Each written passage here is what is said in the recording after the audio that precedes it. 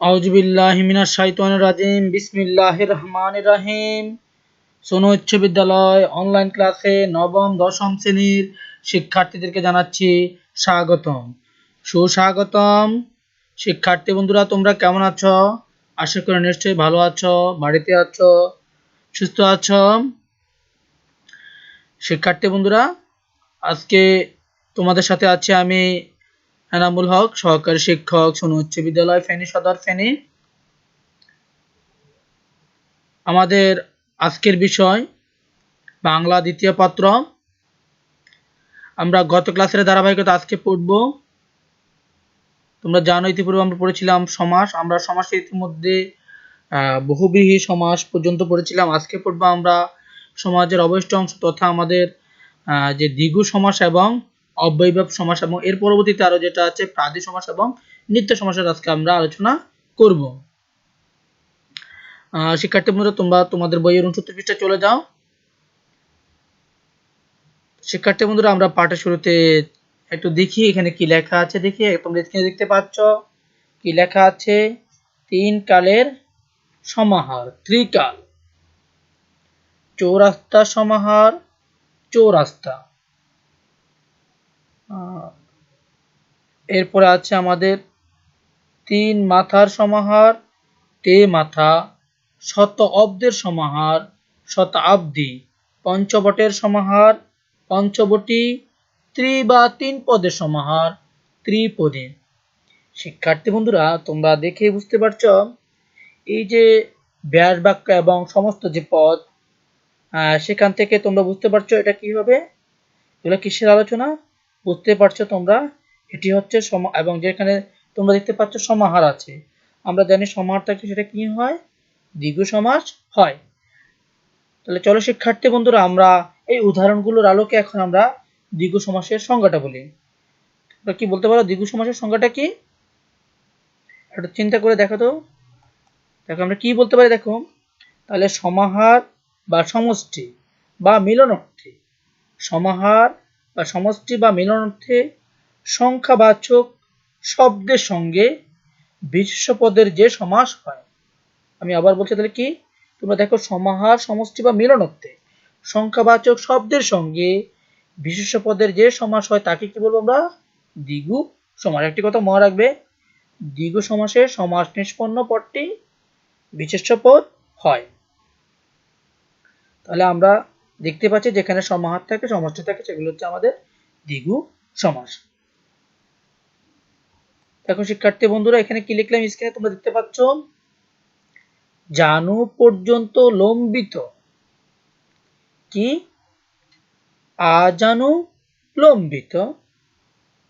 আবার নিচে আরেকটা লিখেছি মরণ পর্যন্ত, আমরণ। দেখো প্রথম যে ব্যাস বাক্য ছিল সেখানে ছিল কি, জানু পর্যন্ত লম্বিত, আর তার সমস্ত পদ হচ্ছে কি আজনু লম্বিত। এই যে আজানু লম্বিত, আসলে মূলত এখানে যে পর্যন্ত যে শব্দটা, সেই শব্দের অব্যয় হচ্ছে কি আ পর্যন্তকে আমরা যদি বলি কি পর্যন্ত শব্দের অব্যয় আ যোগে, এটা হচ্ছে আজানু লম্বিত। অনুরূপভাবে মরণ পর্যন্ত হচ্ছে কি আমরণ। তাহলে আমরা দেখতে পাচ্ছি, তোমরা বলতে পারো বা আমরা বলতে পারি এই যে ব্যাস বাক্যগুলা, যে দুটি উদাহরণ, এগুলো আমরা কিসের উদাহরণ বলতে পারি, এটা হচ্ছে আমাদের অব্যয়ভাব সমাসের উদাহরণ। তাহলে দেখো আমরা এখন অব্যয়ভাব সমাস কাকে বলে আমরা একটু সংজ্ঞাটা একটু দেখে নিই।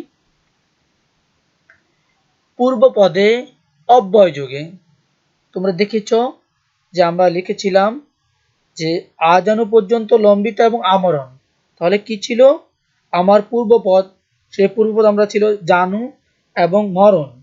তাহলে তার আগে কি যোগ হয়েছে, আমাদের পূর্বপদ অব্যয় যোগ হয়েছে মরণ এবং আমরা ইতিপূর্বে যে দুটি আমরা উদাহরণ দেখিয়েছিলাম যে আজানু পর্যন্ত লম্বিত এবং আমরণ, কি যোগ হয়েছিল সেখানে, জানুর আগে আ এবং মরণের আগে আ।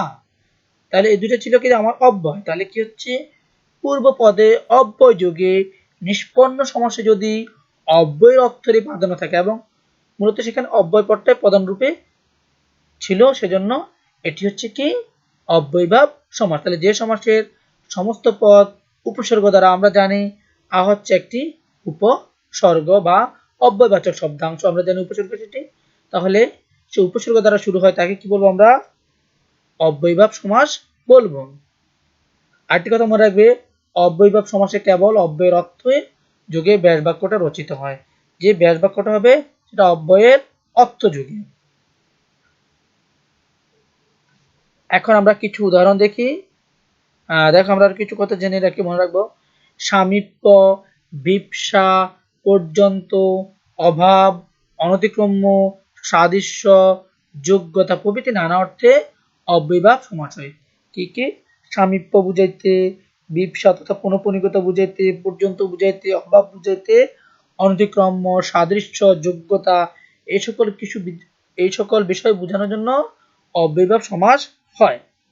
এখন দেখো, যেমন আমরা বলতে পারি উপকণ্ঠ, উপকূল, যে কুলের সমীপে উপকূল, অনুরূপভাবে কণ্ঠের সমীপে উপকণ্ঠ, এগুলো হচ্ছে সামীপ্য অর্থে। আবার যেমন হচ্ছে দিন দিন, প্রতিদিন, ক্ষণে ক্ষণে, প্রতিক্ষণে, ক্ষণ ক্ষণ, অনুক্ষণ, এগুলো হচ্ছে অনু বা প্রতিভা তথা বিপস অর্থে। এরপর আছে যেমন তোমার আমিষের অভাব, নিরামিষ, ভাবনার অভাব, নির্ভাবনা, জলের অভাব, নির্জল, উৎসাহের অভাব, নিরুৎসাহ। এগুলা এই যে মানে এটা মূলত অভাব দিয়ে নির উপসর্গ দিয়ে কি হচ্ছে এখানে আমাদের এই যে অভাব কথাটা বোঝানো হয়েছে। যেখানে আমিষের অভাব, নিরামিষ, মানে নির দিয়ে অভাবটা পরিবর্তন হয়েছে।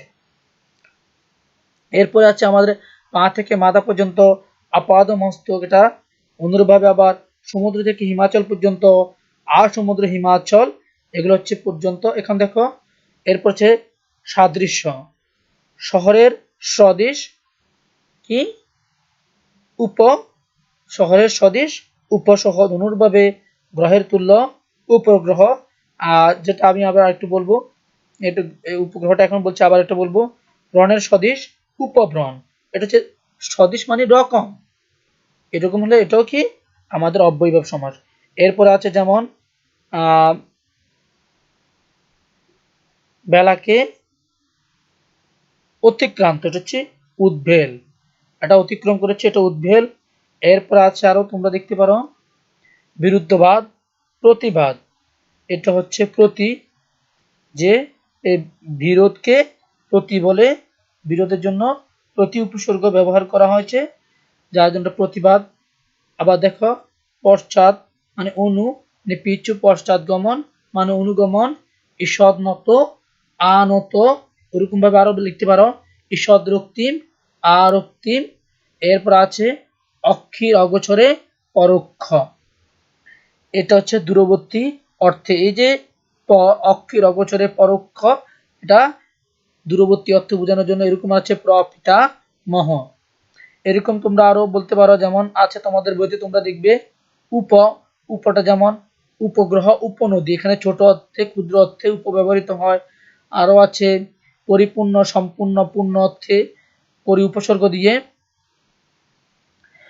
হ্যাঁ, তাহলে এই যে এগুলো ছিল আমাদের উপসর্গ তথা অব্যয়ভাব সমাস। তাহলে আমরা দেখতে পাচ্ছি মূলত যে সমাসে কি হয়, পূর্ব পদে উপসর্গ যোগ হয় বা অব্যয়বাচক শব্দাংশ যোগ হয়, সেটি হচ্ছে আমাদের কি অব্যয়ভাব সমাস।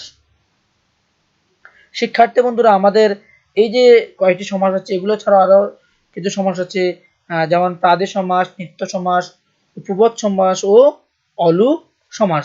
তো চলো আজকে আমরা তোমাদের বইয়ের আলোচনায় যেটি দুটি সমাস আছে, প্রাদেশ সমাস এবং নিত্য সমাসটা আমরা একটু পড়ে নিই। প্রাদি, দেখো প্রথমে লিখেছি স্যার, এখানে স্ক্রিনে তোমরা দেখতে পাচ্ছ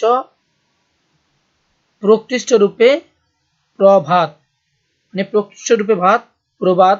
আসলেই এখানে প্রবাদ বলতে ভাতের কোনো কথা হয় না, এটা সকাল বেলায়।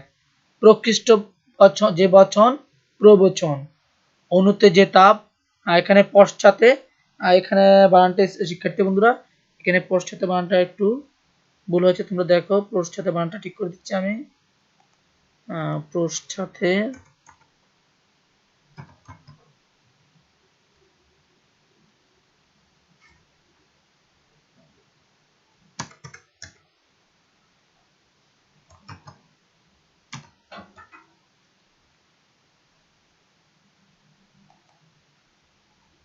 দেখো, পশ্চাতে যে তাপ অনুতাপ, অনুতে বা পশ্চাতে যে তাপ সেটি হচ্ছে অনুতাপ। এই যে তোমরা দেখতে পাচ্ছ বা এরকম আরো তোমরা দেখতে পারো প্রগতি, তারপর আছে যেমন পরিভ্রমণ, এরকম যে ব্যাস বাক্য বা যে সমাসগুলো আছে প্রবাদ, প্রবচন, অনুতাপ, পরিভ্রমণ, প্রগতি, এগুলো দেখে তোমরা বুঝতে পারছো এটা হচ্ছে প্রাদি সমাস। শিক্ষার্থী বন্ধুরা আমরা দেখতে পাচ্ছি যে এখানে কি হচ্ছে, যে সমস্ত পদের প্রথমে কি থাকছে, প থাকতেছে, প্রতি থাকতেছে, অনু থাকতেছে। আর এরপরে আমরা যদি বলি এগুলো হচ্ছে কি অব্যয়ের সঙ্গে আমাদের কৃদন্ত পদ তথা কৃত প্রত্যয় সাধিত বিশেষের সমাস হয়। এখানে কৃত প্রত্যয়, আমরা জানো ক্রিয়াপদের যে প্রত্যয় সেটা হচ্ছে কি কৃত প্রত্যয়। এই কৃত প্রত্যয়ের সাধিত বিশেষের যে সমাস সেটা হচ্ছে কি প্রাদি সমাস। এখন আমরা দেখি একটু এই সংজ্ঞাটা দেখি একটু। প্রথমে উপসর্গ পরে কৃদন্ত পদ। তোমরা দেখো তাহলে প্রথমে ছিল কি আমার উপসর্গ, এরপর ছিল কি ক্রিয়াপদ বা কৃদন্ত পদ তাপ, তারপরে তাহলে প্র অনু ছিল উপসর্গ, এরপর ছিল আমাদের কৃদন্ত পদ বা কৃত প্রত্যয় এবং অব্যয়ের সাথে নামপদ যোগে কি হয়েছে যে সমাস নিষ্পন্ন হয় তাকে প্রাদি সমাস বলে। প্রথমে উপসর্গ পরে কৃদন্ত পদ যোগে এবং অব্যয়ের সাথে নামপদ যোগে যে সমাস তাকে কি বলবো প্রাদি সমাস বলে।